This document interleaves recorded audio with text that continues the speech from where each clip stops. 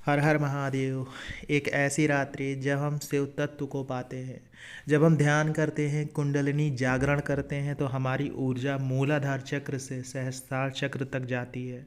लेकिन जब हम शिवरात्रि में जप करते हैं, शिवरात्रि में ध्यान करते हैं तो हमें ऊर्जा ब्रह्मांड से प्राप्त होती है। ब्रह्मांडी ऊर्जा हमारे शरीर में आती है। ब्रह्मांड में जो कॉस्मिक एनर्जी होती है वो आपके शरीर के अंदर प्रवेश करती है। और ये वही रास्ता होता है जहाँ पे आपकी कुंडलिनी का लास्ट स्टेज होती है, जिसे हम कुंडलिनी जागरण कहते हैं। उसी रास्ते से हमारे शरीर में ब्रह्मांड की ऊर्जा आना शुरू होती है, कॉस्मिक एनर्जी आना शुरू होती है। वही शिव तत्व का रूप आपके शरीर में आता है और आपके मूलाधार चक्र तक जाती है वो ऊर्जा। और जब मूलाधार चक्र तक जाती है तो आपका मूलाधार चक्र इनलाइटमेंट हो जाता है, उसमें जागरण हो जाता है, उसमें ऊर्जा बढ़ने लगती है। तो हमें शिव तत्व की प्राप्ति होती है। जैसे हमारा शरीर में बहुत सारे तत्व होते हैं, इसी प्रकार से हर चक्र एक अलग ही तत्व को निरूपित करता है। हमारा मूलाधार चक्र पृथ्वी तत्व को निरूपित करता है। तो जब भी हम जप करते हैं, खासकर शिवरात्रि में भोलेनाथ के मंत्र का जप करते हैं, तो हमें अपने अंदर एक अलग ही ऊर्जा का संचार देखने को मिलता है। हमारे तत्व जागृत होने लगते हैं। हमें जब शिव तत्व की प्राप्ति होती है तो हमारे पांचों तत्व एक्टिवेट होना शुरू हो जाते हैं। हमारी कुंडलिनी के सातों चक्र धीरे धीरे करके एक्टिवेट होना शुरू हो जाते हैं। ये प्रोसेस इतना आसान नहीं होता है जितना कि हम आसानी से सुन रहे हैं। ये प्रोसेस कुछ इस प्रकार से होता है कि जब आप लगातार जप में रहते हैं, जब आप लगातार अध्यात्म में रहते हैं, जब आप लगातार मंत्रों का जप करते आए होते हैं, तब ये प्रोसेस बहुत तेज़ी से आपके अंदर कार्य करता है। कुछ अनुभव, कुछ आभास ऐसे होते हैं जिनके लिए शब्दों का प्रयोग कर पाना बहुत मुश्किल होता है, जिनको समझा पाना बहुत मुश्किल होता है।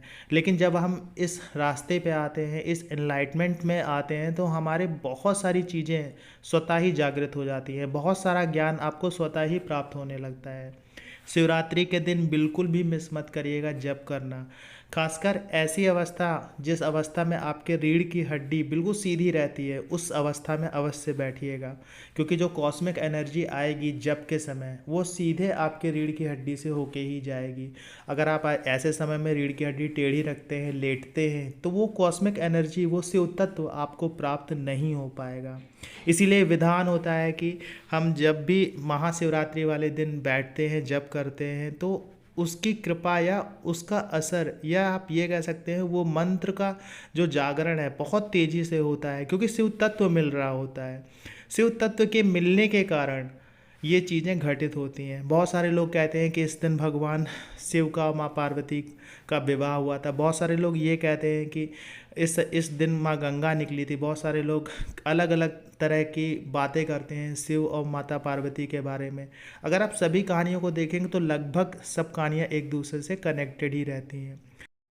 इस दिन जब पूजा होती है तो सबसे पहले शिवलिंग की ही पूजा की जाती है, क्योंकि शिवलिंग की पूजा होने का सबसे बड़ा कारण ये होता है कि शिव तत्व जमीन पर आ रहा होता है, पृथ्वी तत्व पे आ रहा होता है।